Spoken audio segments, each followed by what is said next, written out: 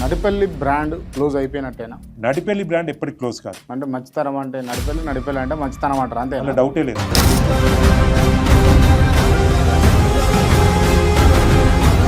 దివాకర్ రావు కొడుకు అన్న అంశాన్ని పక్కన పెడితే మీరు కార్పొరేటర్ కాగలరా? ఎమ్మెల్యేనే గెలుస్తాను. 600 ఏది ఏమైనా 100% మళ్ళీ బీఆర్ఎస్ గవర్నమెంట్ వస్తుంది. కాకి డ్రెస్ మళ్ళీ వేసుకోకుండా చేస్తా అని చెప్పేసి సవాళ్ళు విసురుతున్నారు.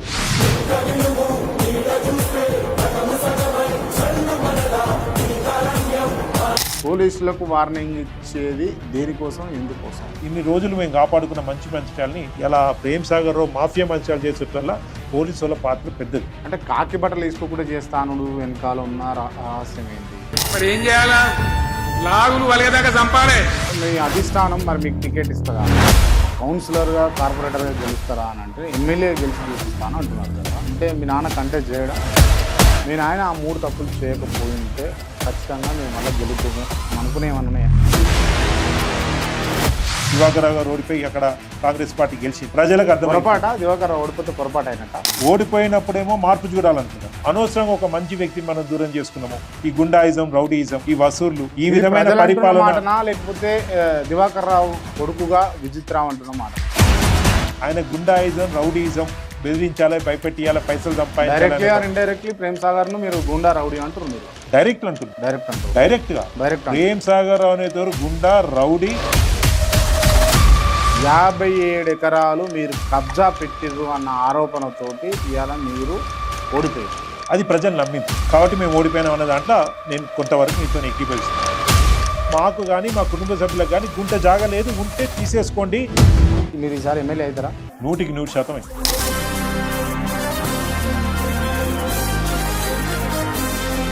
ఏ ధీమతో చెప్తున్నాను?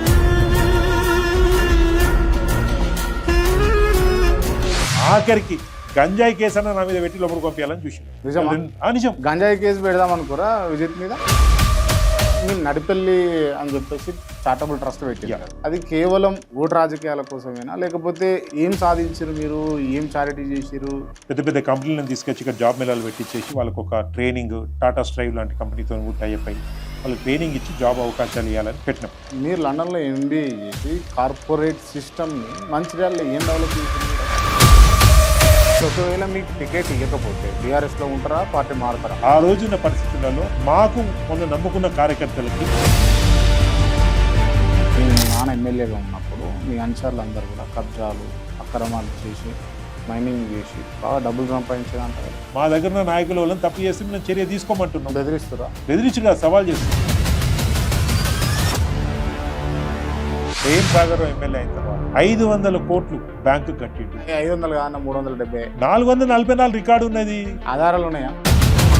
ప్రేమ్ సాగర్ అంటే పైసలు ఎగ్గొట్టేటోడా అనేది ఒక బ్రాండ్ అనేది. ప్రత్యర్థి అయితే కావచ్చు అని, కానీ ఇంతగానో ఇన్విలేట్ చేసి మాట్లాడతారా? అప్పులు ఎగ్గొట్టేటోడు అంటారు, రౌడీ అంటారు, మాఫియా అంటారు, గుండా అంటారు, ఇష్టం వచ్చినట్టు అంటారా అన్న?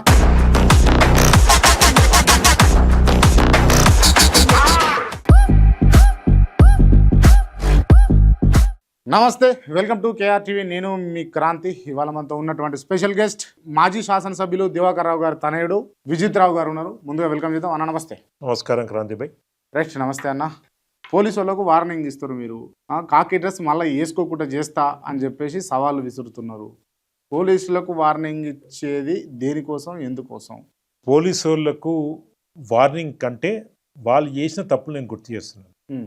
మంచిర్యాల పోలీసు వాళ్ళు ప్రేమ్ సాగర్ రావు గారు ఏది చెప్తే అది చేస్తారు, తప్పైనా చేస్తారు. ఉదాహరణకు 2024 జూన్ 2 రోజు మా పార్టీ కార్యకర్తను కొట్టిండు. చంపేయాలనే ఇంటెన్షన్తోనే కొట్టిండ్రు. మేము కంప్లైంట్ ఇచ్చినాం. ఇమ్మీడియట్గా 307 తోని ఇంటెన్షన్ టు ఎలిమినేట్ అని పోలీసు వాళ్ళు రాసిన డ్రాఫ్ట్లో ఇంక్లూడ్ చేసిండ్రు. తర్వాత కోర్టుకు సబ్మిట్ చేసేటప్పుడు ఆ 307 తొలగించేసారు, వాళ్ళకి బెయిల్ రావాలని చెప్పేసి. ప్రేమ్ సాగర్ రావు గారు చెప్పుడుతో ఆ పని చేసిండ్రు. ఇది ఒకటే కాదు, అంటే ఒక బాధ్యత గల SHO CA గారు ఆ విధంగా ఎఫ్ఐఆర్ని ట్యాంపర్ చేయడం కరెక్టేనా? ఇది చట్టం ఎవరికైనా చట్టమే కదా. తప్పు చేస్తే ఎవరికైనా శిక్ష ఉంటుంది కదా. కంప్లైంట్ చేయాలి కదా మరి. మీరు చేస్తాం. ఇప్పుడున్న వ్యవస్థలో ఇదొక్కటే కదా నేను చెప్తున్నాను, ఇదొక్కటే కాదు. ఎవరైతే దెబ్బలు తింటారో వాళ్ళ మీదే కేసు పెడతారు. ఇది ఒక్కటి ప్రతిపక్ష పార్టీలు, BRS పార్టీ దీనికి అందరు కూడా ఈ బాధితులే. ఎవరైతే తన్నులు తింటారో తన్నులు తిన్న మీద కేసు పెడతారు, కొట్టినోడు ఫ్రీగా ఉంటాడు. ఇది మీకు ఒక ఉదాహరణ చెప్పిన, ఇంకా అనేక ఉదాహరణలు ఉన్నాయి. ఏం అనకముందు, ఏం చేయకముందు, కొట్టకముందు కొట్టినామని చెప్పేసి, హత్యా ప్రయత్నం చేసినామని చెప్పేసి తీసుకుపోయి జైలు వేస్తున్నారు. పోలీసు వాళ్ళు చక్కగా లేకనే ఇలా మంచిర్యాలు ఇన్ని రోజులు మేము కాపాడుకున్న మంచి మంచిర్యాలని ఇలా ప్రేమ్ సాగర్ మాఫియా మంచిర్యాలు చేసేట్లల్లా పోలీసు వాళ్ళ పాత్ర పెద్దది. అంటే కాకి బట్టలు వేసుకోకుండా చేస్తాను వెనకాల ఉన్న రహస్యం ఏంది? ట్యాంపర్ చేసిండ్రు, ఎఫ్ఐఆర్ని ట్యాంపర్ చేసిండ్రు. ఇవాళ మీరు డౌన్లోడ్ చేయండి. కాకి బట్టలు వేసుకొని అంటే ట్యాంపర్ చేసి మేము రేపు కంప్లైంట్ చేస్తాం. లీగల్గా చెప్తున్నా, లీగల్గా రేపు మా దగ్గర ఉన్న ఈ కోర్టు నుంచి తీసుకున్న ఎఫ్ఐఆర్, అదేవిధంగా పోలీస్ స్టేషన్ నుంచి తీసుకున్న ఎఫ్ఐఆర్ ఇవాళ మీరు తీసుకున్నా, లేదు 2 సంవత్సరాల తర్వాత తీసుకున్నా, ఒక సెక్షన్ 307 వాళ్ళకి వ్యవహారికి ఎగిరిపోయి ఇక్కడ ఇంటెన్షన్ టు ఎలిమినేట్ అన్న పదం ఎగిరిపోతే ఇది వాళ్ళ మీద చర్య తీసుకునే దానికి రాజ్యాంగం మాకు ఇచ్చిన హక్కు. దీన్ని రేపు మా ప్రభుత్వం వచ్చిన తర్వాత సంబంధిత అధికారులకు కంప్లైంట్ చేసి దీని మీద చర్య తీసుకోమని చెప్తాం. ఓకే, ఆ విధంగా ట్యాంపర్ చేసిన వాళ్ళు అనర్హులు. రైట్. ఓకే, ఇంకొక విషయం ఏంది అని అంటే మీ ప్రత్యర్థులు క్లియర్గా చెప్పేది ఏంది అని అంటే విచిత్రం మస్తు చెప్తున్నాడు కానీ టికెట్ రాదు, ఏం రాదు ఆయనకి, అసలు టికెటే రాదు, గెలుచుకుని ముచ్చట పక్కన పెట్టి టికెట్ రాదా అంటారు. ఇది గతంలో దివాకర్ రావు గారు ప్రతిసారి, అది మాకు అదృష్టం అనుకుంటారో లేకపోతే దురదృష్టం అనుకుంటారో, ప్రతిసారి మాకు టికెట్ రాదని ప్రచారం జరుగుతుంది. మొన్న ఎలక్షన్లో కేసీఆర్ గారు మంచిర్యాలకి కలెక్టర్ ఆఫీస్ ఓపెన్ చేసేదానికి వచ్చారు. వారికి దివాకర్ రావు గారికి మంచి రెస్పెక్ట్ ఈచ్ అదర్, మంచిగా ఉంది. ఏదో సందర్భంలో శాల్వా వారు ఎత్తంటే అయిపోయింది కదా మీటింగ్, ఇంకా శాల్వా అవసరం లేదన్నారు. ఇక ఆ శాల్వా ఎత్త అంటే కేసీఆర్ వద్దన్నారు అని చెప్పేసి ఆ వీడియో అన్ని ఛానళ్ళలో పెట్టి మా ప్రత్యర్థులు అప్పుడు టికెట్ ఆశించేటోళ్ళు కానీ, లేదా కాంగ్రెస్ వాళ్ళు దివాకర్ రావు టికెట్ రావద్దు అనుకునేటోళ్ళు కానీ, వీళ్ళందరూ కూడా దాన్ని పెట్టి ఇక రాదు, ఇక శాల్వానే వేసుకొని టికెట్ ఎక్కడి నుంచి ఇస్తాడు కేసీఆర్ అన్నారు.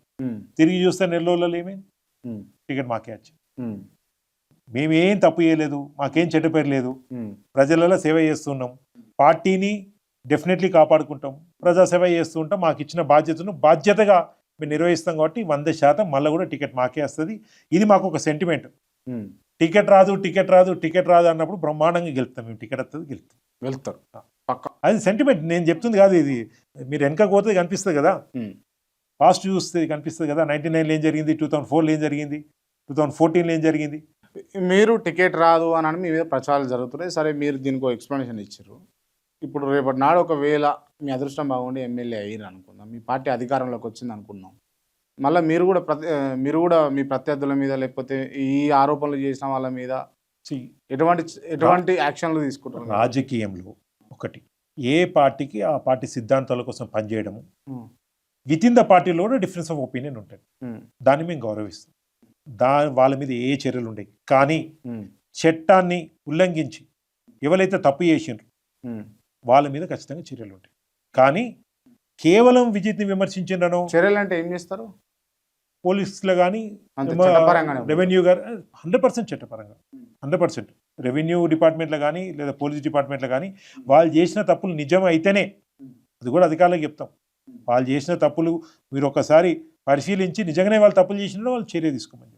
అంతే తప్ప నన్ను తిట్టిండనో, మా నాన్నగారిని తిట్టిండనో, లేదా పార్టీని తిట్టిండనో ఈ విధంగా కక్ష మేము పెట్టుకోం. అట్లా ప్రతికార్య చర్యలు ఉండేవి, ప్రజలు కూడా దాన్ని స్వాగతించారు. ఎవరు చేసిన తప్పే. రైట్. అండ్ ఇంకోటి ఏంటి అని అంటే మీ నాన్న మీద ఉన్నది, ఈయన గొర్రెలు చచ్చిపోతే బర్రెలు చచ్చిపోతే పోతాడు, ఈయన ఎమ్మెల్యే.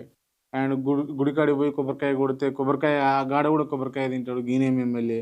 ఇటువంటి ఈయనట నవ్వొస్తుంది, మీరు అడుగుతుంటే కూడా నవ్వొస్తుంది అట్లాంటి ఆరోపణలు. ఇప్పుడు ఒక కార్యకర్త ఉంటాడు, ఆయనకున్న పాపం ఇంత అంత సేవింగ్ పెట్టి గొర్రెలు కొనుక్కుంటాడు, ఏదో అయ్యి గొర్రెలు చనిపోతే ఆయన దుక్కడి బాధంతో ఉంటాడు.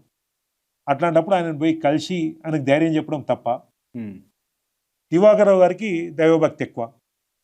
శనివారం గుడికి పోతారు, బేస్వారం గుడికి పోతారు, మేము కూడా గుడికి పోతూ ఉంటాం, మంగళవారం గుడికి పోతారు. గుడికి పోయిన తర్వాత అక్కడ కొబ్బరికాయ కొడతాం. కొబ్బరికాయ కొడితే కొబ్బరి ముక్క తినడం తప్ప. ఇది దిక్కుమాల విమర్శ అనిపిస్తుంది నాకు ఇది చూస్తా అంటే. కొబ్బరికాయ తింటాడారే, గుడిలోకి పోయి ప్రసాదం అండి కొబ్బరికాయ. ఆ కొబ్బరికాయ తింటే కూడా దాన్ని విమర్శిస్తే ఇక దాన్ని ఏ విధంగా తీసుకోవాలి, అది నాకు పాపం అనిపిస్తుంది. అలాంటి విమర్శ చేసేటోళ్ళ మీద, వాళ్ళ మైండ్ సెట్ మీద, వాళ్ళ ఆలోచన విధానం మీద నాకు వాళ్ళని చూస్తే జాలి అనిపిస్తుంది. ఓకే, విజిత్ మాస్ లీడరా, క్లాస్ లీడరా, యంగ్ లీడరా, ఏ లీడర్? ప్రజల లీడర్. ప్రజలు ఏది కోరుకుంటే ఆ విధంగా ఉండేటోడు నేను. నీకు ఒక పెద్ద కార్పొరేట్ హాస్పిటల్కి వచ్చో లేకపోతే పెద్ద కాలేజీకి వచ్చి మంచిగా మాట్లాడి మాకు డిస్కౌంట్ ఇప్పియాలి, కన్సెషన్ ఇప్పియాలి అనుకున్నప్పుడు అట్లా విధంగా ఉంటాను. ఊర్లలోకి పోయి ప్రజలతో కలిసిపోయేటప్పుడు మాస్క్ ఉండాలనుకుని ఒక మాస్క్ ఉంటాను. సో ప్రజలు ఏ విధంగా నా దగ్గర నుంచి ఎక్స్పెక్ట్ చేస్తారో ఆ విధంగా ఉండాలనుకుంటాను. అదే ప్రజలు ఏ విధంగా నన్ను కోరుకుంటారో ఆ విధంగా ఉంటారు. కరెక్ట్ అన్న. మీరు ఏ కార్ వాడతారు? కార్ ఏ కార్ వాడతారు? ఇనోవా, ఫార్చునర్, లెజెండర్, సిగ్మా అట్లా ఏం ఇనోవా. అది కూడా 7 సంవత్సరాలు అయితే తీసుకుని అదే కంటిన్యూ. BMW, ఆడీలు అట్లా ఏం లేవా? అవసరం లేని వస్తువులు కొంటే అవసరం ఉన్నాయి అమ్ముకోవాల్సి వస్తుంది అనే సిద్ధాంతం నమ్మేటాను నేను. ఏదైతే సరిపోతుందో అదే నడుస్తూ ఉంటుంది. ఇప్పుడు నేను 7 సంవత్సరాల క్రితం కొన్నాను కారు, బ్రహ్మాండంగా ఉంది. అప్పుడు ఇప్పుడు సర్వీస్ అవుతా ఉంటే నడుస్తుంది. విద్యుత్ దగ్గర బాగానే డబ్బులు ఉన్నాయి అని బయట ప్రచారం నడుస్తూ ఉంటుంది. అదే తీమనండి మా ప్రత్యర్థుల్ని, ఎక్కడ డబ్బులు లేవు తీమనండి. ఇప్పుడు నేను చెప్తున్నా అంటే కెమెరాలు లేవనుకొని చెప్పండి. లేదు కెమెరా లేదు, మీరు కూడా లేదు, మనం పర్సనల్ కూర్చొని మాట్లాడినా లేదా ఫోన్లో మాట్లాడదాం అనుకున్నాం. ప్రేమ్ సాగర్ ఎమ్మెల్యే అయిన తర్వాత 500 కోట్లు బ్యాంకు కట్టిండు. అందులో 500 కాదు 370, 444 రికార్డు ఉన్నది. ఇంకో 2 అవి లిస్టెడ్ కాదు కాబట్టి దొరకలేదు. 500 కోట్లు బ్యాంకు కట్టిండు. ఒక్క 24 మార్చి 2025 రోజే 270 కోట్లు కట్టిండు. 26 మార్చి 2025 100 కోట్లు కట్టిండు. ఆధారాలు ఉన్నాయా? ఆధారాలు బ్యాంకు లోన్ తీసుకున్నాడు, కట్టుకున్నాడు, దాంట్లో తప్పే. ఎట్లకెళ్ళి కట్టిండు? తరతరాలుగా ఆయన ఎప్పటి నుంచో చేసిన అప్పు. 2012 తర్వాత ఆయనకు అప్పులు కూడా ఇయ్యలేవలు. ఈ 10 సంవత్సరాల నుంచి 12 సంవత్సరాల నుంచి అప్పులు ఎందుకు చేస్తాడు? అదే ఎందుకు చేసిండు మీకు తెలుసుంటది కదా ఎందుకు చేసిండు. ఆయన వ్యాపారం కోసం చేసిండు. అవన్నీ అటర్ ఫ్లాప్ అయినాయి. దురాశకు వేయండు. అవి కట్టేటట్లేవు. ఆయన ఒక్క బ్యాంకుల దగ్గరనే కాదు, ఓ 100 మంది ఉంటారు ఆయనకు అప్పించిన. 1000 మంది ఉంటారు. మంచిర్యాల 100 మంది ఉంటారు. మంచిర్యాల ఆడితే 1000 మంది ఉంటారు. అంతా మునిగిపోయిన వాళ్ళు. ప్రేమ్ సాగరం అంటే పైసలు ఎగ్గొట్టేటోడు అనేది ఒక బ్రాండ్ అనేది. 500 కోట్లు అయితే కావచ్చు అని, కానీ ఇంతగానో ఇన్విలేట్ చేసి మాట్లాడతారా? అప్పులు ఎగ్గొట్టేవాడు అంటారు, రౌడీ అంటారు, మాఫియా అంటారు, గుండా అంటారు, ఇష్టం వచ్చినట్టు అంటారా అన్న. నాకు ప్రత్యర్థి ప్రజలకి ఏమున్నాయి? ప్రజలను అడగండి. 100 మందికి మంచిర్యాల వెళ్తారు ఆయనకు అప్పించిన వాళ్ళు. ఇవాళ నేను చెప్తున్నా కదా, ఇప్పుడు ఇంటర్వ్యూలో మీరు ఇవన్నీ చెప్తారు కదా, నేను రేపు ఎల్లుండా లేకపోతే మంచి రోజు చూసుకొని వస్తాం మీ దగ్గర. రండి. ఇవన్నీ మీరు మాట్లాడిన మాటలు కాదు, ప్రజల నుంచి ఇప్పియాలి మీరు. నేను మీకు సాక్ష్యాలు ఇప్పియాలి మీరు. ప్రజల నుంచి నేను ఇప్పియా, మీరు డైరెక్ట్ పోతే అవే వస్తాయి. నేను ఇప్పించడం ఎందుకు? మీరు ప్రజలకు పోయి అడగండి. మాఫియా ఉందా లేదా, బినామీని నేను 10 మందిని అడుగుతా, 10 మందిలా ఒక్కరు కూడా ప్రేమ్ సాగర్ మంచోడే మంచిగానే చేస్తుండు అని అంటే దేనికి ఒప్పుకుంటారు చెప్పండి? దేనికంటే దానికి ముఖ్యంగా కొంచెం డైవర్ట్ అవుతున్నాం. ఆయన 444 కోట్లు బ్యాంకు కట్టినట్టు నేను మీకు రిసిప్ట్ కూడా చూపిస్తాను. అక్నాలజ్మెంట్ బ్యాంక్ నుంచి తీసుకునే చూపిస్తాను. ఆయన కొడుకు డైరెక్టరు లేదా వారి కుటుంబ సభ్యులు డైరెక్టరు లేదా ఈయన షేర్ హోల్డర్, అత్యధిక షేర్ హోల్డర్, ఏదో 1-2% కాదు, 95% షేర్ హోల్డర్ ఈయన. తరతరాల నుంచి చేసిన అప్పు ఇప్పుడు ఎమ్మెల్యే కాగానే 1 సంవత్సరంన్నరని ఎట్లా కట్టిండో అని నేను అడుగుతున్నా. రెండోది కనిపిస్తున్నాయి కదా, భూమాఫియా చేస్తుండు, దోసుకుంటుండు, భయపెట్టిస్తాడు, బెదిరిస్తాడు, వ్యాపారస్తుల దగ్గర పైసలు తీసుకుంటాడు, హాస్పిటల్స్ దగ్గర పైసలు తీసుకుంటాడు. అదే ఒక సపరేట్ వింగే పెట్టిండు కదా దోసుకుంటాడని. ఇంకా వరస్ట్ సిచ్యువేషన్ చెప్తాను. ఒక్క దివాకర్ రావు గారు కాదు, మాకంటే ఒకసారి అరవింద్ రెడ్డి గారు ఎమ్మెల్యే అయ్యారు, అంతకన్నా ముందు హనుమంతరావు గారు ఎమ్మెల్యే అయ్యారు, అంతకుముందు జీవి సుధాకర్ రావు గారు లక్షపేట కాన్స్టిట్యూన్సీ ఉన్నప్పుడు వాళ్ళు ఎమ్మెల్యే అయ్యారు. కానీ ఇప్పటి వరకు మంచిర్యాలలో ఒక్క దివాకర్ రావు గారే కాదు, ఆయన ప్రతి ఒక్క ఎమ్మెల్యే ప్రజల జోలికి పోలే, ఈ ప్రజలలో వసూలు చేయలే, ప్రజల్ని భయపెట్టేయలే. ఇంకా దుర్మార్గం ఏంటంటే ఎమ్మెల్యే గెలిచిన వ్యక్తి సొంత పార్టీ కార్యకర్తలకు టికెట్లు ఇచ్చేదానికి పైసలు తీసుకున్నాడని. మొన్న మున్సిపల్ కార్పొరేషన్ ఎలక్షన్లో సొంత పార్టీ వ్యక్తులకు నీవు గెలవాలని రాత్రి పగలు నిన్ను నమ్మి మోసపోయిన, నువ్వు మంచోడు అనుకుని నిన్ను గెలిపించిన కార్యకర్తలు నాయకులకు టికెట్లు ఇవ్వాలంటే నువ్వు పైసలు తీసుకున్నావు. మేము కాంగ్రెస్ పార్టీలో ఉన్నాం, కానీ మా ప్రత్యర్థి టీడీపీ వాళ్ళు కూడా తీసుకోలేదు. మేము కాంగ్రెస్ పార్టీలో ఉన్నప్పుడు అరవింద్ రెడ్డి గారు టీఆర్ఎస్ ఉన్నారు, అసలు ఏ party, not just Divakar Rao, not just BRS, Mancherial చరిత్రలో ఒక ఎమ్మెల్యే లేదా ఒక ఎక్స్ఎమ్మెల్యే టికెట్ల కోసము సొంత పార్టీ కార్యకర్తల దగ్గర లక్షలు తీసుకున్న చరిత్ర ఈయన దగ్గర నుంచే స్టార్ట్ అయింది. ఈయనతోనే ఎండు కావాలి. ఆ సంస్కృతి మంచిది కాదు. ఇది మీరు అడగండి. ఇలా మీరు ఒక 30 మంది డెఫినెట్గా అంటే మీరు చెప్పిన అంశాల ఆధారంగా ప్రేమ్ సాగర్ను కూడా ఇంటర్వ్యూ చేస్తా చేయండి. ఓకే, వితౌట్ దివాకర్ రావు విజిత్ రావు ఏంది? నేను చాలా అదృష్టవంతుని. మా నాన్నగారు దివాకర్ రావు గారు అంటే వారు ఏదో 4 సార్లు ఎమ్మెల్యే అయినని కాదు. మీరు నియోజకవర్గంలో కానీ జిల్లాలో కానీ వారి పరిచయం ఉన్న ఏ వ్యక్తులను అడిగినా వారి క్రమశిక్షణ గురించి, వారి మంచితనం గురించి చెప్తారు. అలాంటి మంచి వ్యక్తికి కడుపులో పుట్టడం నా అదృష్టం. కేవలం దివాకర్ కొడుకు లెక్కనే నేను ఆగిపోలేదు. నాకు ఒక ప్లాట్ఫామ్ మా నాన్నగారు ఎమ్మెల్యే కావడం కాబట్టి ప్రజాసేవలో ముందు వేయడానికి నాకు అవకాశం వచ్చింది. దాన్ని ఒక క్రమశిక్షణతోని నా వద్దకు వచ్చిన ప్రజలు కానీ కార్యకర్తలు కానీ పార్టీని బలోపేతం చేయడం కానీ ప్రజలకు సేవ చేసేదానికి కానీ దాన్ని ఉపయోగించుకోవడం జరిగింది. దివాకర్ రావు కొడుకు అన్న అంశాన్ని పక్కన పెడితే మీరు కార్పొరేటర్ కాగలరా? ఎమ్మెల్యేనే గెలుస్తాను. రేపు రాబోతున్న ఎలక్షన్లలో ఆ. దివాకర్ రావు గారు అబ్బాయి ఒకటి సొంతంగా ఇప్పటికే అంటే నేనేది ఫ్లైట్ దిగొచ్చేసి ఉమ్, ఇవాళ దిగి నెల తర్వాత ఎలక్షన్ కాంటెస్ట్ చేస్తాను నేను దివాకర్ రావు గారు అబ్బాయిని అంటలేను. ఉమ్, 25 సంవత్సరాల నుంచి 2003 నుంచి నేను దివాకర్ రావు గారితో రాజకీయాల్లో వారితో పాటు పయనిస్తున్నాను. రేపు రానున్న ఎలక్షన్లో విజిత్ కుమార్ ఏంది అనేది ఒక్కసారి నాకు అవకాశం వస్తే నేను కూడా నిరూపిస్తాను. ఉమ్, వారి కొడుకుగా ఇంతకుముందు నేను చెప్పినట్టు ఒక ప్లాట్ఫామ్ అందాక వచ్చింది. దాన్ని మంచిగా ప్రజలకు సేవ చేసుకుంటూ నా సొంతంగా ఒక చారిటబుల్ ట్రస్ట్ పెట్టి జాబ్స్ క్రియేట్ చేసుకుంటూ జాబ్ మేళాతోనే అంటే ఏం చేయాలి ఈ సొసైటీకి మనకు ఒక గుర్తింపు వచ్చింది కదా, తిరిగి మనం ఏదో ఒకటి ఇవ్వాలి అన్న ఉద్దేశంతో అనేక ఆలోచనలు ఎప్పుడు ఆలోచించినా ఏదో ఒకటి మనం తిరిగి ఇవ్వాలి, ఏదో ఒకటి మనం మంచి పని చేయాలి ప్రజలకు. మేము ఎప్పుడు ఎలక్షన్లలో పైసలు పంచి గెలిచింది లేదు. మా నాన్నగారు చాలా చిన్న స్థాయి నుంచి మా కుటుంబంలో కూడా పొలిటికల్ బ్యాక్గ్రౌండ్ లేదు. ఒక కౌన్సిలర్ స్థాయి నుంచి 4 సార్లు మంచిర్యాల లాంటి ప్రాంతంలో ఎమ్మెల్యే గెలిచిందంటే ఇది కేవలం ప్రజలు మాకు ఇచ్చిన ఆశీర్వాదం కాబట్టి తిరిగి మేము వాళ్ళకి చేయాలి, అది మాకే ఉంటుంది థ్యాంక్ఫుల్నెస్. రైట్. మీరు ఇందాక మాట్లాడుతూ కౌన్సిలర్గా కార్పొరేటర్గా గెలుస్తారా అని అంటే ఎమ్మెల్యే గెలిచి చూపిస్తాను అంటున్నారు కదా, అంటే మీ నాన్న కంటెస్ట్ చేయడా? వయసు రీత్యా లాస్ట్ టైమే వాళ్ళు కాంటెస్ట్ చేయొద్దని వారు అనుకున్నారు. వారు ఎన్నిసార్లు కాంటెస్ట్ చేసినా అన్నిసార్లు ఒక కొడుకు లెక్క ఒక కార్యకర్త లెక్క వారి కోసం పనిచేయడం మా అదృష్టంగా భావిస్తాం. అయితే వచ్చే ఎలక్షన్లో ఇక వయసు రీత్యా నేను చెయ్యను, నేను చెప్పాను వారు ఒక సిద్ధాంతం మంచితనం కలిగే వ్యక్తి, ఇక నేను చెయ్యను అని వారు డిసైడ్ చేసుకున్నారు. ఇక ఆల్టర్నేటివ్గా మీరే వస్తారు అన్నట్టు, ఎట్లా మీరే పోటీ వారు చేస్తారా? చెయ్యరు అనుకున్నారు కాబట్టి నియోజకవర్గ స్థాయిలో గడిచిన 20 సంవత్సరాలుగా అక్కడ మంచిర్యాలలో ఉన్న సమస్యలు కానీ ఉమ్. మంచిర్యాలు చేయవలసింది కానీ ఒక ప్రేమ ఒక అనుబంధం అక్కడ ప్రజలతోని ఆ ప్రాంతంతోని నాకుంది. ఉమ్. డెఫినెట్లీ నేను ఎక్స్పెక్ట్ చేస్తాను. మీ అధిష్టానం మరి మీకు టికెట్ ఇస్తుందా? ఇస్తుందని నేను అనుకుంటున్నాను 100%. చాలా పెద్దలు- మంది బీఆర్ఎస్ నాయకులే మీకు చెక్ పెట్టేటందుకు మంచిర్యాలలో రాజకీయాలు చేస్తారో లేదా? ఓపెన్ అది సర్వసాధారణము. మీరు మంచిర్యాలు కాదు ఏ నియోజకవర్గాన్ని చూసుకోండి, ఏ పార్టీలో చూసుకోండి, ఆస్పిరెంట్ ఒకడు ఉండడు కదా. ఎంత పెద్ద లీడర్ అయినా ఆయన కాకపోతే నాకు ఇస్తారని ఒక ఆశ ఇంకొక నాయకుని దగ్గర ఇంకో కార్యకర్త దగ్గర ఉంటుంది. ఇవాళ ఉన్న రాజకీయాలలో అది సర్వసాధారణం. డెఫినెట్లీ మంచిర్యాలలో కూడా మా పార్టీలో వేరే వాళ్ళకు టికెట్ ఆశిస్తూ ఉండొచ్చు. కానీ 100% పెద్దలు కేసీఆర్ గారు కానీ కేటీఆర్ గారు కానీ హరీష్ రావు గారు కానీ అంటే నా పనితనం కేవలం మంచిర్యాలకే పరిమితం కాకుండా ఎక్కడ బై ఎలక్షన్స్ వచ్చినా లేకపోతే వేరే జిహెచ్ఎంసీ ఎలక్షన్స్ వచ్చినా పార్టీ ఇన్ఛార్జ్గా మేము అక్కడ పోవడం జరిగింది, పనిచేయడం జరిగింది. ఏ విధంగా పార్టీ కోసం కానీ అప్పయ్యపిన పనిని ఏ విధంగా నేను చేస్తానన్న ఒక అభిప్రాయం ఖచ్చితంగా వారికి కలిగి ఉంటుంది. నాకు పూర్తి విశ్వాసం ఉంది. ఒకటి ఆ ప్రాంతంలో ఈ ఒకసారి పొరపాటు జరిగింది. మొన్న దివాకర్ రావు గారు ఓడిపోయి అక్కడ కాంగ్రెస్ పార్టీ గెలిచింది. ప్రజలకు పొరపాట దివాకర్ రావు ఓడిపోతే పొరపాటు అయినట్ట ప్రజలు ఇప్పుడు అంటుండ్రు. ఓడిపోయినప్పుడేమో మార్పు చూడాలనుకున్నారు. ఇప్పుడు ప్రజల నుంచి వస్తున్న భావన ఏంటంటే అనవసరంగా ఒక మంచి వ్యక్తిని మనం దూరం చేసుకున్నాము.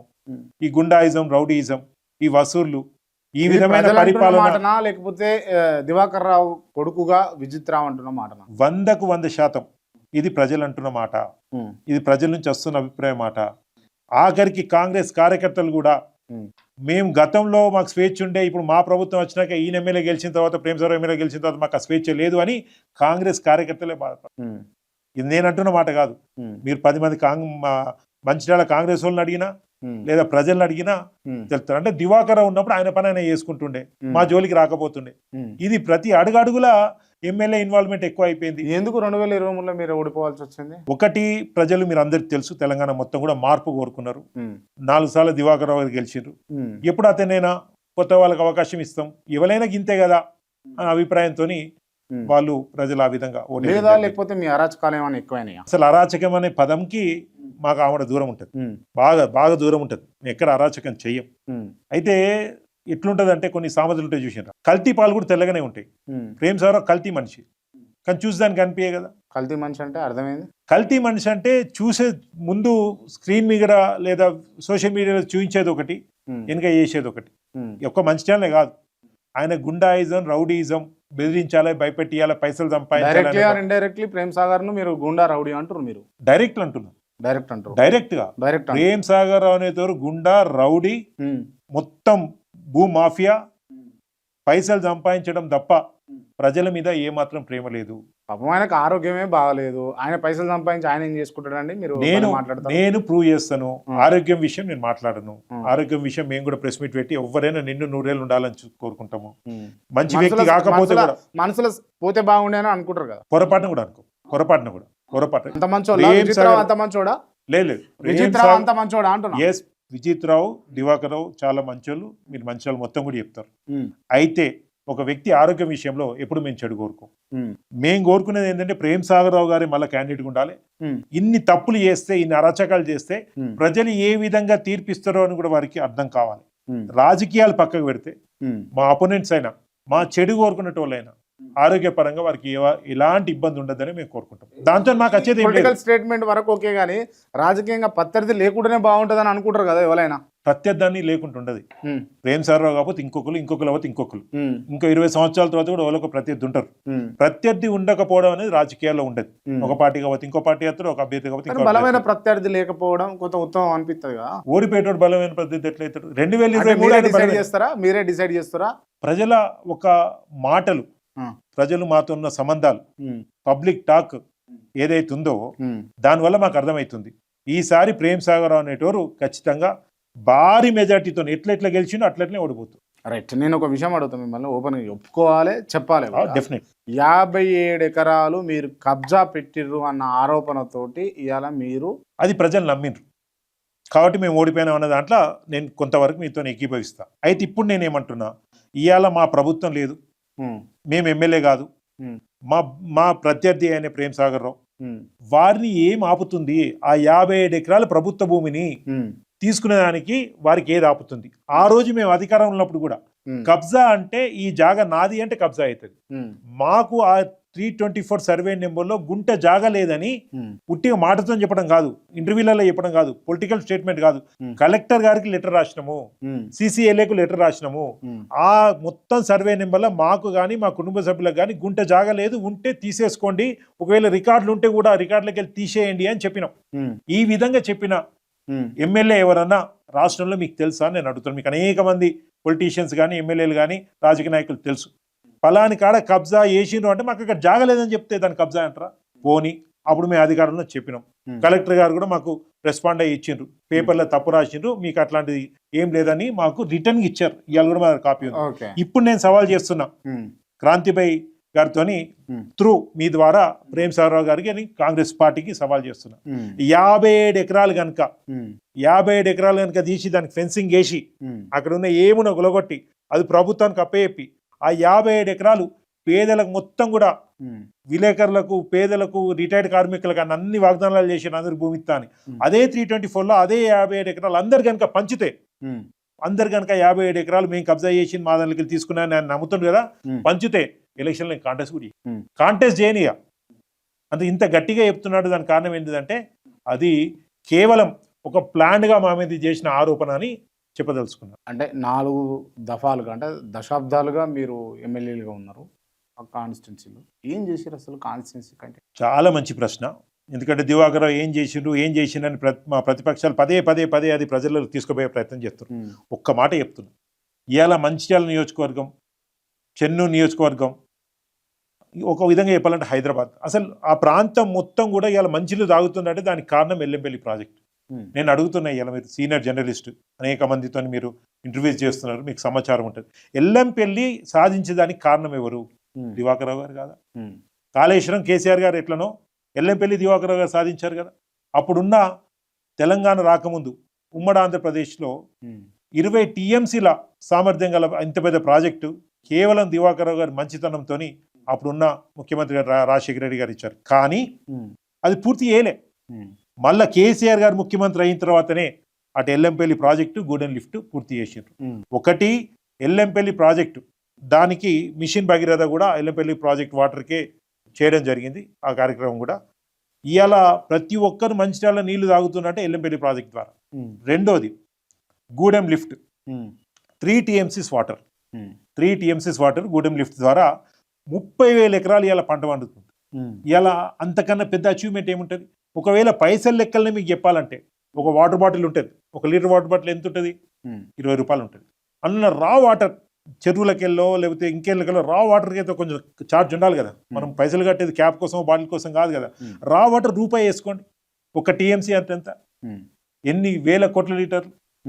3 TMCలు 8,500 కోట్ల లీటర్లు. 1 రూపాయి వేసుకుంటే అంటే సంవత్సరానికి 8,500 కోట్ల లీటర్ల వాటర్ ఇలా దివాకర్ రావు గారి అప్పుడు కృషితోని ఇలా ప్రతి సంవత్సరం వస్తున్నాయి.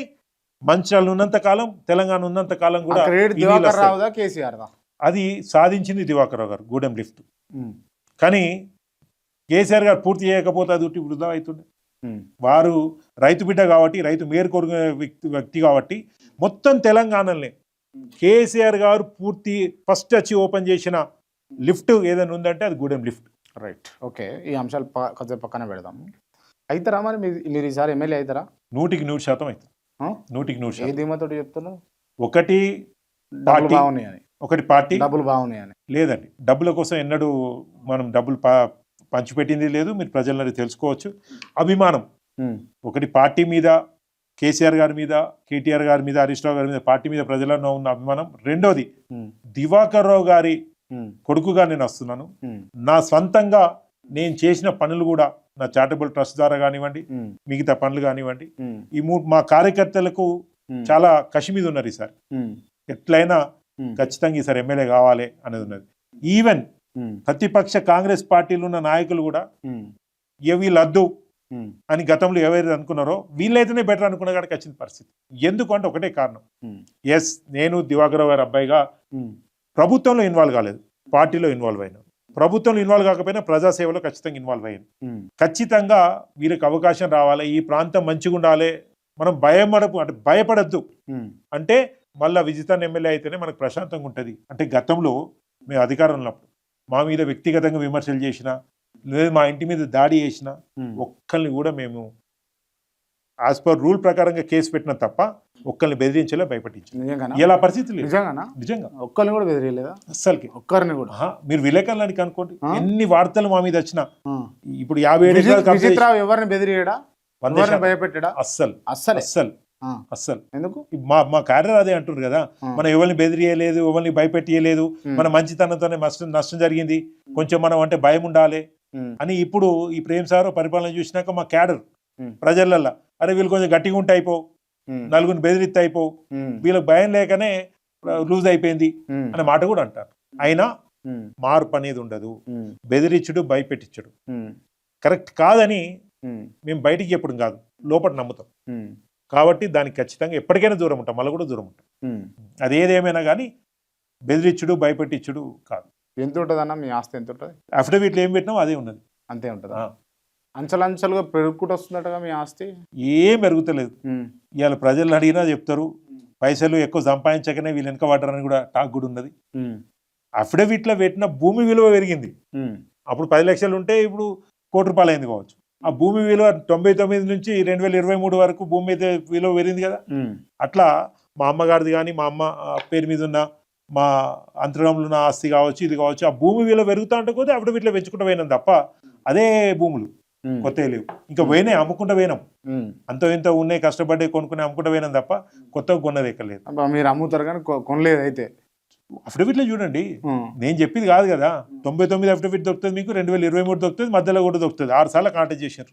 అన్న మీరు 4 సార్లు ఎమ్మెల్యే ఉన్నారు, మీ నాన్న ఏం సంపాదించలేదు, ఏం కూడబెట్టలేదు అంటే ఎట్లా అన్న? మీరు ప్రజలలో ఎంక్వైరీ చేయండి, ప్రజలలో ఎంక్వైరీ చేయండి. మా మీద ఆరోపణలు. నాన్న పేరు చెప్పి మీరేం చేయలేదా? మీరేం? అదే నేనేమంటున్నా, ఇవాళ మా ప్రత్యర్థి ప్రేమ్ సాగర్ ఎమ్మెల్యే అయిండు. ఆయన జల్లడ బట్టి ఎమ్మెల్యే కాగానే వీళ్ళు ఎక్కడో కబ్జా చేసి ఉంటారు, వీళ్ళు ఏదో తప్పు చేసి ఉంటారు, ఎవరినో బెదిరించుంటారు, అవన్నీ బయటికి తీయాలి, వీధి మీద కేసు పెట్టాలి. ఆఖరికి గంజాయి కేసు అన్న నా మీద పెట్టి లోపలికి పంపించాలని చూసిండు. నిజం, గంజాయి కేసు పెడదాం అనుకోరా విజిత్ మీద? పొద్దున్నైతే ప్రెస్ మీట్లో అదే మాట్లాడతాడు కదా. నా మీద ఏమీ దొరకలే, ఎందుకంటే నేను ఏం చేయలే, కానీ లోపలికి పంపించాలి. లోపలికి పంపితే భయపడతారు అనుకుంటాను. అస్సలు భయపడేది లేదు. నువ్వు తప్పుడు కేసు లోపలికి పెట్టినా కానీ, ఎందుకంటే మా కార్యకర్తలను పంపించిండ్రు, తప్పుడు కేసు పెట్టి కొట్టిండ్రు, తప్పుడు కేసులు పెట్టి ఏ తప్పు చేయకుండా పంపించిండ్రు. రేపు ఆయనకున్న దుర్మార్గమైన ఆలోచనతోని నన్ను లోపలికి పంపించినా భయపడేది జైల్లో కూడా పోతారు. సమస్య లేదు. నేను 9వ తరగతి నేను హాస్టల్ నుంచి చదువుకున్నా. నేను 9th క్లాస్ లో నేను హాస్టల్ లేదు. దానికి నేను సిద్ధంగా ఉన్నా. రాజకీయాల్లోకి వచ్చినప్పుడే అవాస్తవాలు మీదేస్తారు, తర్వాత చెయ్యని తప్పుకి మనం బదనాం చేస్తారు, ప్రత్యర్థులు ఇంకా మూర్ఖుడైతే జైలు కూడా పంపిస్తాడు. ఇవన్నీ తట్టుకుంటేనే రావాలని డిసైడ్ అయినా వచ్చున్నాం ఇవాళ. రైట్. దశాబ్దాలుగా మీరు మంచిర్యాల రాజకీయాలు చేస్తున్నారు, మీరు ఎమ్మెల్యే కూడా పరిపాలించారు కదా. ఈ ఆ లక్షిక్పేట మంచిర్యాల ఆ పరిసర ప్రాంతాల్లో అభివృద్ధి కార్యక్రమాలు ఏం చేశారు అసలు? ఇవాళ మెడికల్ కాలేజ్ మంచిర్యాలకు వచ్చింది, మంచిర్యాల జిల్లా అయింది. మంచిర్యాలలో మాకు మంచిర్యాల 1 టౌన్ 2 టౌన్ అని ఉంటుంది. మునిపోయింది మెడికల్ కాలేజ్ మునిగలేదు అసలు. అది MCH మాతా శిశు హాస్పిటల్ 2018లో గవర్నమెంట్ ఎప్పుడైతే రద్దు చేశారో ఆ టైంలో అక్కడ ఉన్న అధికారులు అక్కడ కట్టించారు. అయితే అది మునిగిపోయింది. అయితే దాని మూలంలో బదనాం చేసిండ్రు. నేను ఒక ప్రశ్న అడగజరుగుతున్నా మీ ద్వారా. 15,000 మందికి డెలివరీ అయింది ఆ కొత్త యూనిట్లో. 1 కాదు 2 కాదు, 15,000 మందికి పాత కూలిపోయే బిల్డింగ్లు ఉన్న అట్లాంటి హాస్పిటల్ కాకుండా కొత్త హాస్పిటల్లో 15,000 మందికి అక్కడ డెలివరీ అయినారు. అంటే దానివల్ల ఉపయోగం అయిందా కాలేదా అని ఒకసారి ప్రశ్నించుకోవాలి. రెండోది, ఇవాళ నేను మీకు చెప్తున్నట్టు మంచిర్యాల 1 టౌన్ 2 టౌన్ ఉంటుంది, మధ్యలో రైల్వే ట్రాక్ ఉంటుంది. 2 టౌన్ అనేది రావాలంటే ఒక్కొక్కసారి అరగంట 45 నిమిషాలు కూడా ట్రాక్, అది గేట్ పడుతుంది ఆ రైల్వే ట్రాక్ కాడ. మేము అక్కడ రైల్వే అండర్ బ్రిడ్జ్ కట్టినాం. ఎంత బ్రహ్మాండంగా డెవలప్ అయిందంటే ఆ ప్రాంతంలో.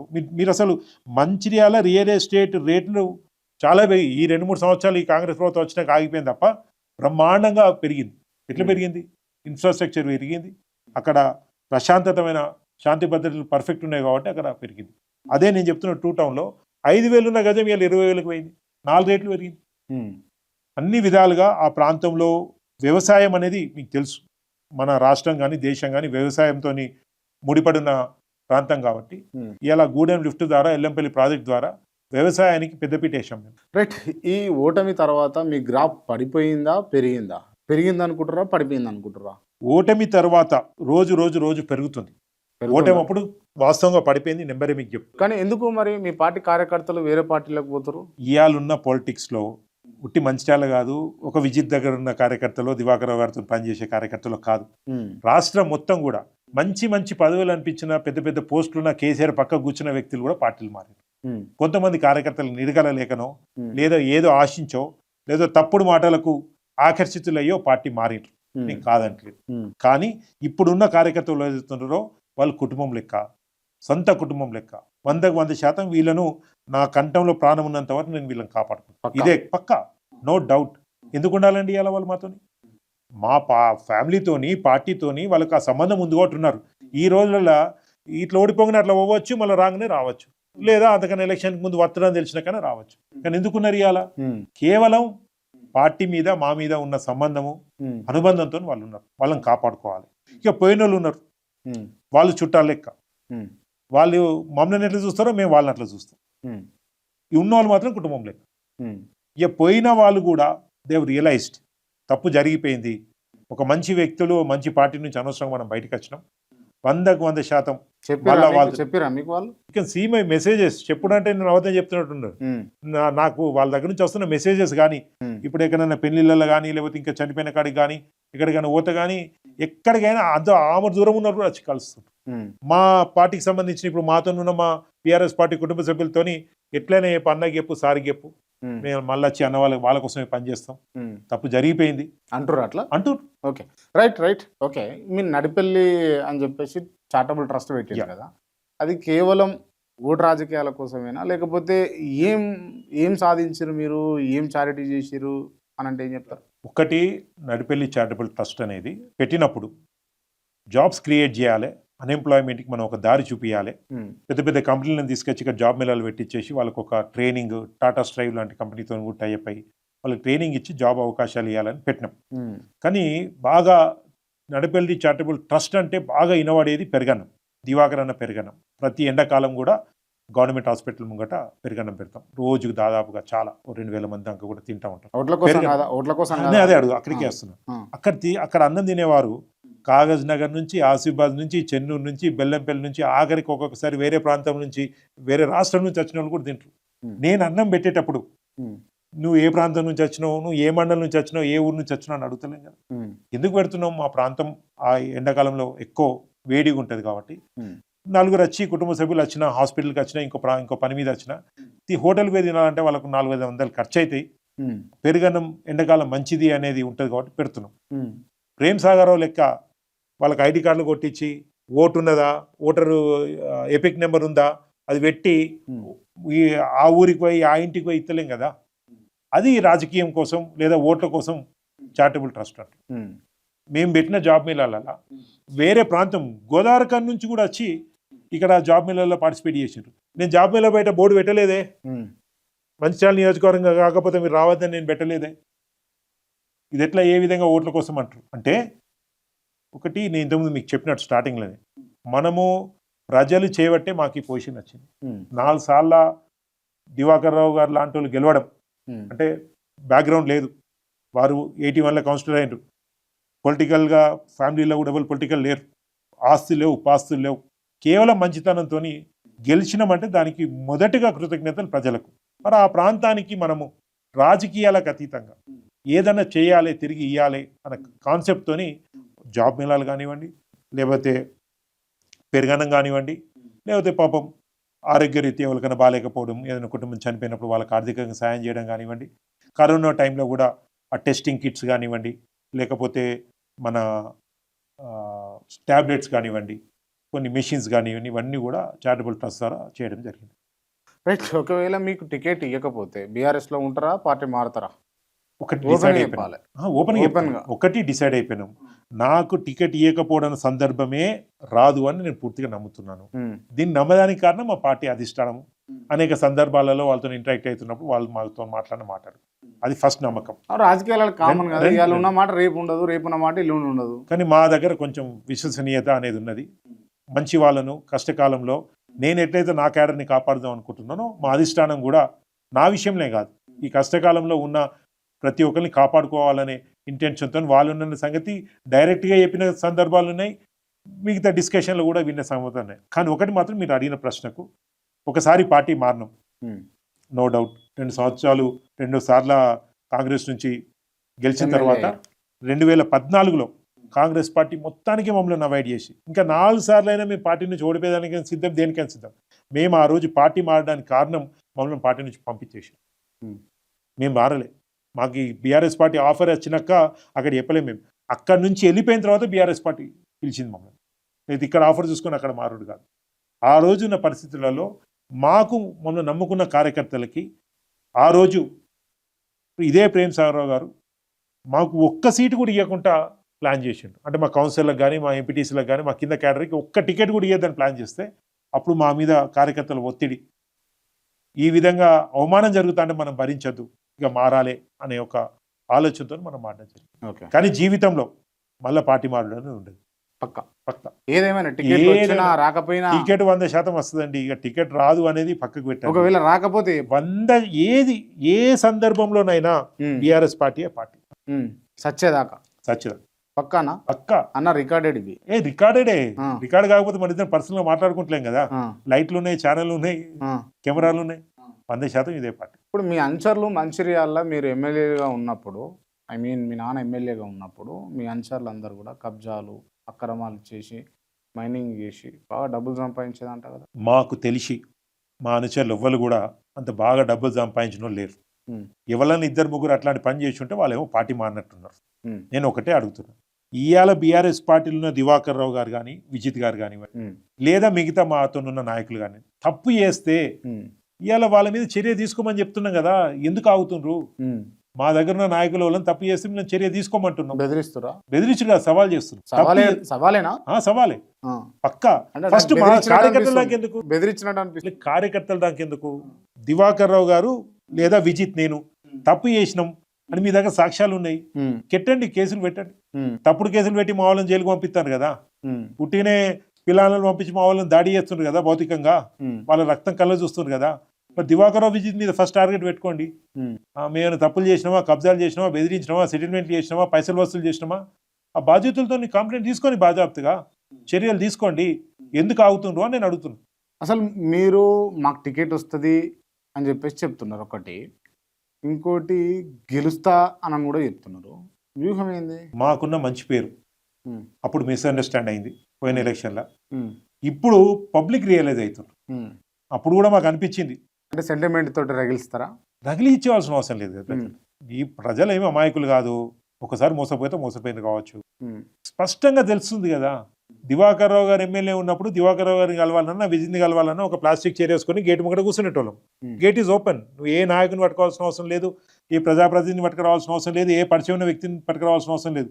నేరుగా వచ్చి సమస్య చెప్తే నేరుగా అధికారికి ఫోన్ వెళ్ళిపోతుంది. ఇవాళ అసలు ఎమ్మెల్యే కలిసే పొజిషన్ ఇవాళ వాళ్ళ నాయకులు లేరు.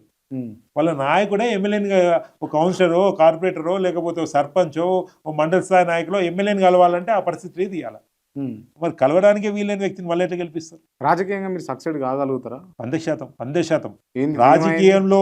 రాజకీయంలో సక్సీడ్ కావడం అంటే కేవలం ఎలక్షన్ గెలవడం అని కొంతమంది డెఫినేషన్ ఉంటుంది. కానీ నా డెఫినేషన్, దివాకర్ రావు గారికి ఏదైతే మంచి పేరు ఉందో ఆ మంచి పేరుని రానున్న ఇంకో 25 సంవత్సరాల వరకు నిలబెట్టడమే నా రాజకీయ సక్సెస్. నేను ఖచ్చితంగా నిలబెట్టాను. నా వల్ల ఇవాళ విత్ ఇన్ ద పార్టీలు ఉన్న ప్రత్యర్థులు కానీ, ప్రతిపక్షంలో ఉన్న ప్రత్యర్థులు కానీ వాళ్ళ ఆలోచనల మేరకు కొంతమంది చిన్న ఆలోచనలు ఉంటాయి, కొన్ని విమర్శలు చేస్తున్నారు కావచ్చు, ఇష్టం ఉన్నట్టు మాట్లాడుతున్నారు కావచ్చు. నా వల్ల ఎవ్వరికి హాని జరగదు.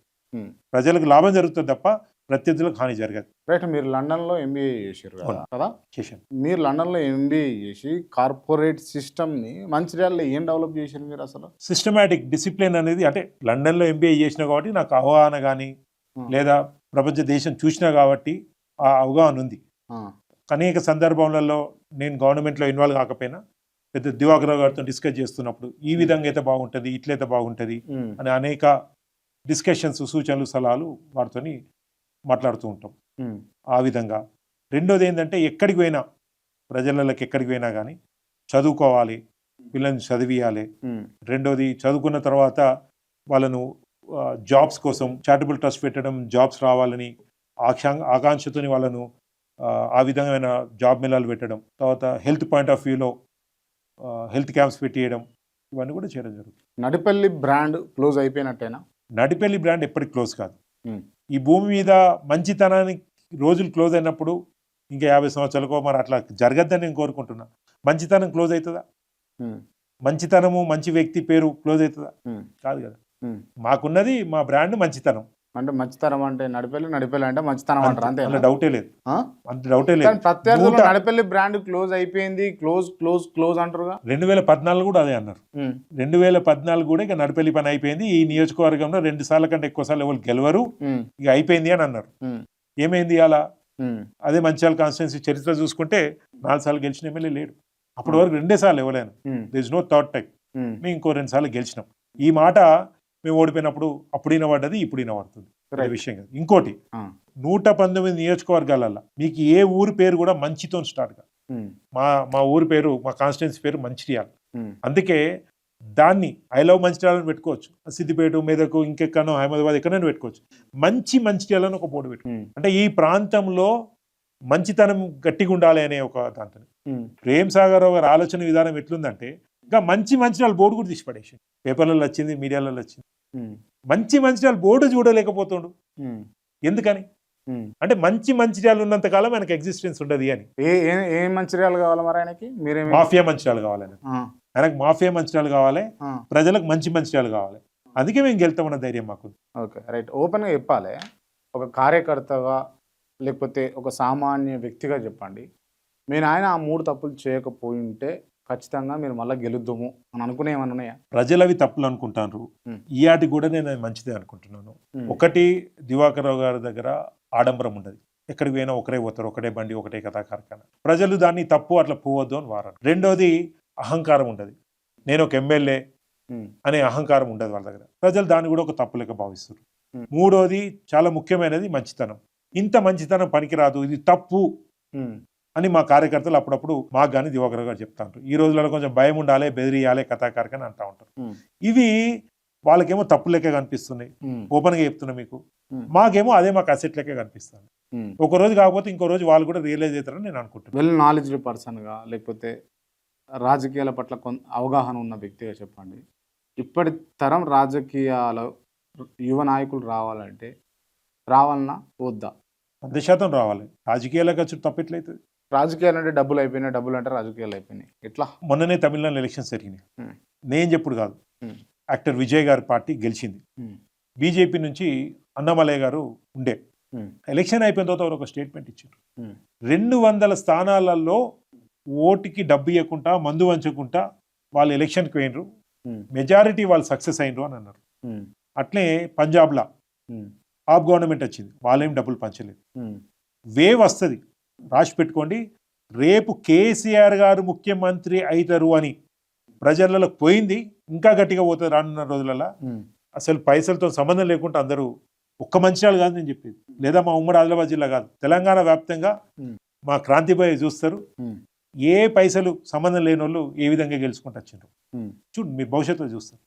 కంపల్సరీ మనీతోనే గెలుస్తాం అనేది ఏం లేదు, మేము ఫీల్డ్ మీద చెప్తున్నాం. అట్లంటే 99లో మేము గెలిచినప్పుడు ప్రజలు వాళ్ళ సొంత డబ్బులు ఖర్చు పెట్టుకొని, అంటే ఆ రోజున సింగరేణి ఎంప్లాయలు 500, 1000, 2000, మేము ₹1 ఇవ్వకుండా 20 కిలోమీటర్ల దూరం వచ్చి నామినేషన్కి వచ్చింది ఒక్కొక్కరు. రైట్. కారుణ్య నియామకాల్లో సక్సెస్ అయ్యిర్రా మీరు ఎమ్మెల్యేగా, మీ నాన్నగారు కానీ మీరు కానీ? కారుణ్య నియామకాలు అనేది మొత్తం సింగరేణి ప్రాంతం సంబంధించిన అన్ని కాన్స్టిట్యున్సీలకు, అది సింగరేణి మొత్తం సింగరేణికి వర్తిస్తుంది. దానికి అటు సింగరేణి కార్మికుల కుటుంబాలు, అక్కడ ఉన్న ప్రజాప్రతినిధులు, మేమందరం కూడా కేసీఆర్ గారికి రుణపడి ఉండాలి. అసాధ్యము కాదు అన్న దాన్ని కేసీఆర్ గారు పట్టుబట్టి, కోర్టు సమస్యలు వచ్చినా, లీగల్ సమస్యలు వచ్చినా, ఇవన్నిటిని కూడా వారి వ్యూహంతో తిప్పికొట్టి కారుణ్య నియామకాలు సాధ్యం చేశారు బ్రహ్మాండంగా.